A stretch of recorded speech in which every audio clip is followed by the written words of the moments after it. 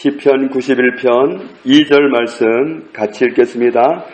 나는 여호와를 향하여 말하기를 그는 나의 피난처요 나의 요새요 내가 의뢰하는 하나님이라 하리니.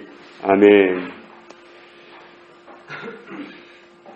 마태복음 16장에 보면 예수님이 어느 날 제자들에게 질문을 하십니다. 사람들이 나를 누구라고 하더냐? 너희는 나를 누구라고 하느냐? 그때 베드로를 통해서 고백받으시기를 주는 그리스도시요 살아계신 하나님의 아들이시니이다. 이 고백을 받았습니다. 우리가 전에 살펴본 것처럼 요한복음 1장에 나와 있죠. 예수님의 제자들이 처음에 예수님을 만날 때 예수님을 메시아로 그리스도로 발견했습니다.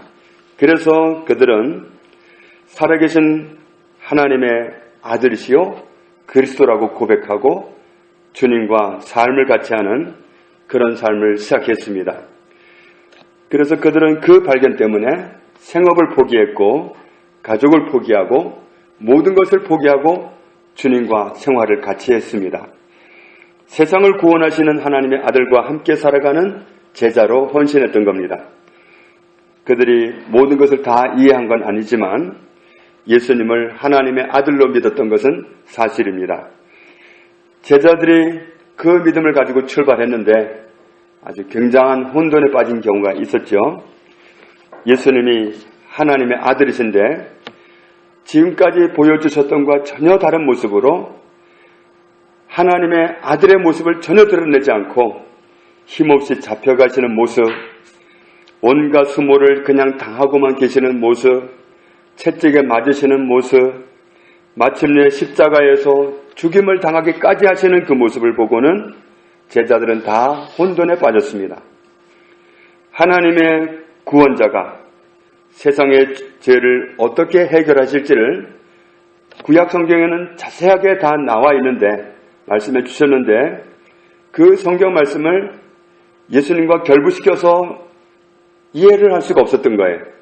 그래서 말씀을 예수님을 통해서도 들었잖아요.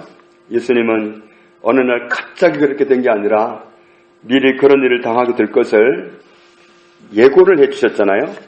마태복음 16장 21절에 보면 이때로부터 예수 그리스도께서 자기가 예루살렘에 올라가 장로들과 대제사장들과 서기관들에게 많은 고난을 받고 죽임을 당하고 제3일에 살아나야 할 것을 제자들에게 비로소 나타내시니. 또 마태복음 20장 28절에 인자가 온 것은 섬김을 받으려 함이 아니라 도리어 섬기려 하고 자기 목숨을 많은 사람의 대속물로 주려 함이라. 부활하신 예수님이 혼돈에 빠진 제자 두 사람이 엠마오로 가고 있을 때 그들을 따라가서 하신 말씀이 있습니다.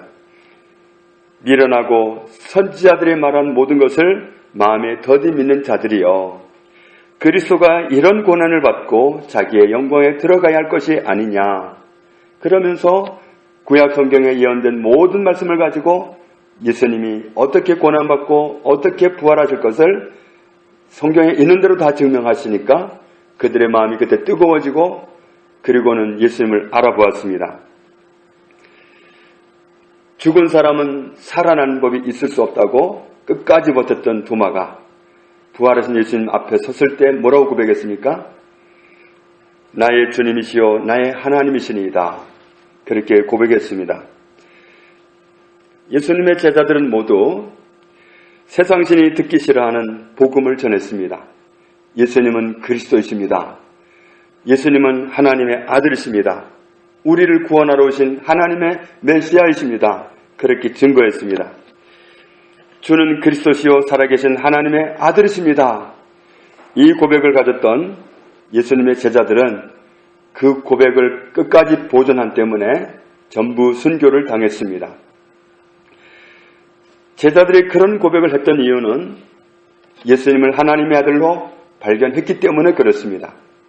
예수님을 하나님의 아들로 믿었기 때문에 그렇습니다. 오늘 우리가 읽은 본문 시편 91편 2절에 하나님을 이렇게 고백하는 모습을 보게 되죠.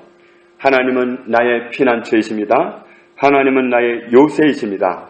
하나님은 내가 의뢰하는 하나님이십니다. 그렇게 고백합니다. 여기서 의뢰한다는 말은 믿다, 신뢰하다, 의지하다, 안심하다, 안전하다 그런 뜻입니다. 그런 고백을 가지고 살아가는 사람들은 어떻게 살아가는 사람들이냐면 시편 91편 1절을 보겠습니다. 거기에 보면 지존자의 은밀한 곳에 거주하고 전능자의 그늘 아래에 산다. 지존자의 은밀한 곳에 거주하고 전능자의 그늘 아래에 거주한다. 지존자의 은밀한 곳 그랬는데 이 지존자라는 말은 높은 위쪽에 가장 높은 그런 뜻입니다. 지존자라는 건 가장 높은 분, 그분의 은밀한 곳에 살고 전능자의 그늘 아래서 산다. 2절의 고백을 가진 사람이 1절의 삶을 사는 겁니다. 1절의 삶을 살고 2절의 고백을 하는 사람은 하나님을 진짜 피난처로 발견한 사람이고 요새로 발견한 사람이고 자기의 영원한 의지의 대상으로 발견한 사람입니다. 그래서 하나님을 그렇게 고백하는 겁니다. 그러니까 이 고백을 하는 사람은 자신이 발견한 하나님이 이렇다고 고백하는 거예요. 자신이 믿는 하나님은 이런 하나님이라고 고백하는 겁니다. 예수님이 제자들에게 물으셨죠. 사람들이 나를 누구라고 하느냐? 너희는 나를 누구라고 하느냐? 옛날에는 이런 말들을 많이 했어요. 하나님 무조건 믿어야 돼. 묻지 마. 따지지 마. 뭘 따지려고 그래? 그냥 믿어. 이런 말들 참 많이 들었던 것 같아요.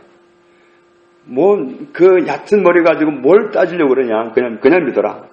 그런 말을 많이 했어요. 그런 얘기는 덮어놓고 믿으라는 얘기인데, 덮어놓고 믿는 사람한테 하나님이 누구냐? 예수님이 어떤 분이냐? 묻는다면 우물쭈물할 수밖에 없어요. 덮어놓고 믿는 사람이 하나님이 어떤 분이라고 어떻게 말하겠어요? 예수님이 어떤 분이라고 자신있게 그냥 한마디로 튀어나올 수가 없는 거예요. 그런데 시편 91편 2절은 하나님을 피난처로, 요새로, 의지의 대상으로 고백하고 있습니다. 그런데 놀라운 사실은 2절의 고백을 가지고 1절의 삶을 사는 사람에게 하나님은 엄청난 축복을 주신다는 사실을 시편 91편 전체를 통해서 알 수 있습니다. 우리 한번 보겠습니다. 시편 91편 3절에 보면 새 사냥꾼의 올무와 같은 그런 올무에서 건져주시고 그리고 심한 전염병에서도 건져주신다. 그러니까 누가 올무를 쳐놔도 거기에 안 빠지고 어떤 심한 전염병이 나라를 덮어도 거기에 안 빠지고 이런 혜택을 하나님 주신다. 또 4절에 보면 하나님께서 그 사람을 하나님의 날갯깃으로 덮으신다. 그리고는 그 날개 아래에서 보호하시고 친히 방패막이가 되어주신다. 이런 은혜를 입습니다. 그러니까 누가 해꾸지를 하려고 해도 하나님이 보호를 해주세요. 그러니까 해칠 수가 없습니다. 또 5절에 보면 밤에 찾아다니는 공포도 낮에 날아다니는 화살 아무나 맞을 수 있잖아요. 날아가는 돌에 맞으면 다칠 수도 있잖아요. 그런데 그런 것도 문제가 안 되게 하신다. 6절에 보면 어두울 때에 퍼지는 전염병, 질병이 참 밤에 기성을 부려. 정말 낮에 괜찮다가 밤 되면 아프고 낮에 나은 듯 하다가 밤 되면 또 아프고 이 병이라는 건 밤에 기성을 부리는 법인데 어두울 때에 퍼지는 전염병도 그리고 밝을 때에 갑작스럽게 닥쳐올 수 있는 재앙도 우리가 참 요즘 우리나라 그 안전을 보면 야 이래가지고 어떻게 살겠나 우리는 안전하지 않다 결코 안전하지 않다는 걸 느낍니다. 그런데 문제가 안 된다는 얘기죠. 밝을 때 닥쳐올 수 있는 어떤 재앙도 두려워할 필요가 없다. 7절에 보면 1000명이 왼쪽에서 엎드러져도 10,000명이 오른쪽에서 엎드러져도 재앙은 나에게 가까이 할 수 없다. 왜 그러냐? 9절 같이 있습니다. 네가 말하기를 여호와는 나의 피난처시라 하고 지존자를 너의 거처로 삼았으므로 바로 이것 때문입니다. 내가 하나님을 이렇게 고백하고 있기 때문에 그렇다는 겁니다.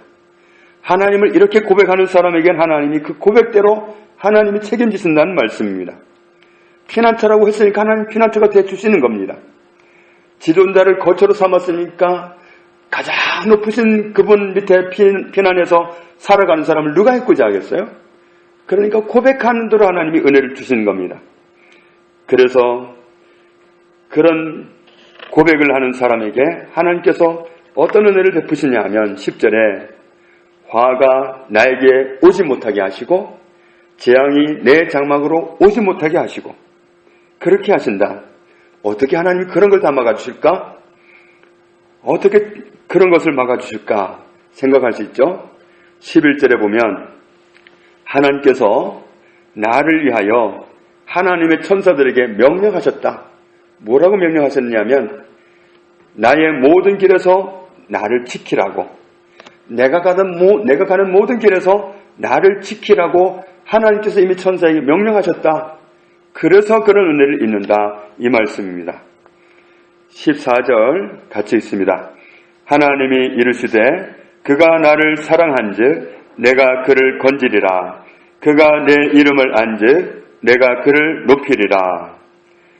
하나님께 이 고백을 가지고 사는 사람은 하나님께서 그를 건지신다. 왜냐하면 하나님을 사랑하는 사람으로 인정하신다. 그 사람은 하나님을 그런 사람으로 발견한 사람이에요. 하나님은 정말 가장 안전한 요새야, 피난처야 하는 고백을 하는 사람은 하나님을 그런 하나님으로 발견한 사람이에요. 그런데 발견한 데서 그치는 게 아니라 발견한 것을 그대로 입술로 고백하는 거예요. 하나님 그 고백할 때 그것을 믿음으로 받으시는 거예요. 그래서 고백하는 게 중요해요. 그래서 이스라엘 백성들이 광야길을 가면서 대부분의 사람들이 환경을 바라보고 실망하고 낙심하고 시험에 들어서 불평, 원망을 쏟아냈어요. 그런데 불평과 원망은 하나님도 하나님께 감동을 드릴 수가 없었어요. 그래 그렇게 불편하니 야 안 되지 이렇게 나타나신 적이 없어요. 모세가 하나님 이 백성이 지금 이것 때문에 원망합니다. 하나님은 그런 기도를 들으시고 일하셨지 원망, 불평, 짜증 이런 것 받으시고 그러면 안 되지 이렇게 일하시지 않았습니다. 그러니까 우리가 하나님을 어떻게 고백하느냐 이것은 기도하는 것보다도 도와주세요 하고 외치는 것보다도 더 큰 기도가 되는 거예요. 하나님은 저의 요새이십니다.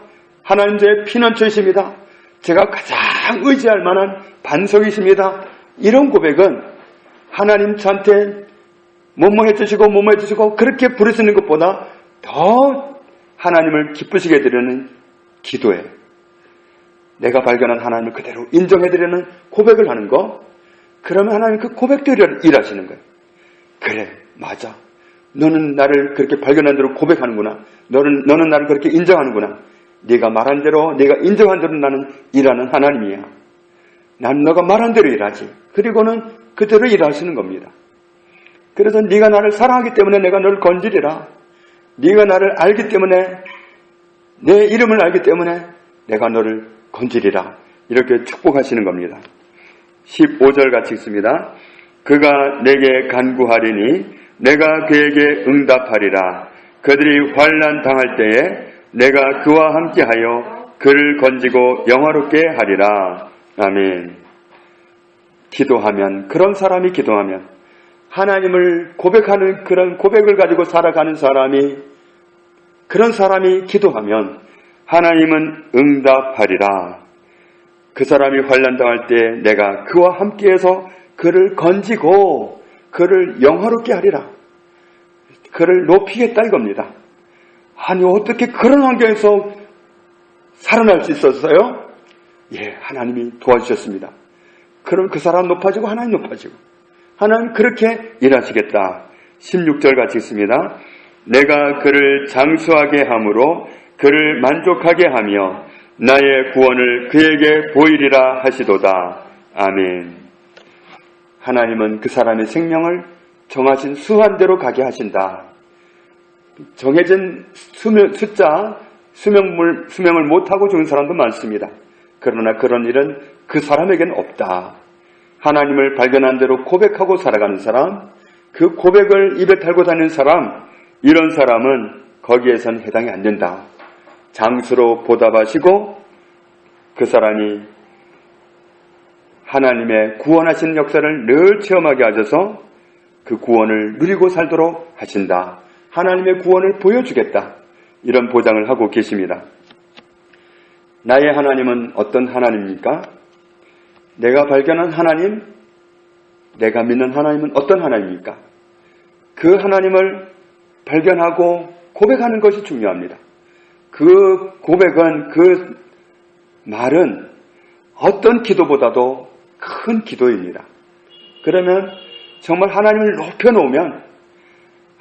높여놓으면 정말 하나님께 방석을 깔아드리는 것은 마찬가지. 제사상을 차려놓고 절하고 그러면 귀신들이 몰려옵니다. 그 집으로. 그러니까 반대로 하나님을 높이고 사는 삶에는 누가 임하겠어요? 거긴 사탄이 임할 수가 없는 곳이죠. 하나님이 임하시고 하나님의 영광을 받으시고 하나님이 일하시는 장소가 되는 거죠. 그런 고백을 가지고 살아가는 곳은 바로 지존자의 은밀한 곳에 거주하는 것이고, 그리고 그 지구하신 하나님 앞에서 살아가는 삶이죠. 그러니까 하나님은 그런 고백을 가지고 살아가는 사람을 책임지신다, 축복하신다는 말씀을 하고 있습니다.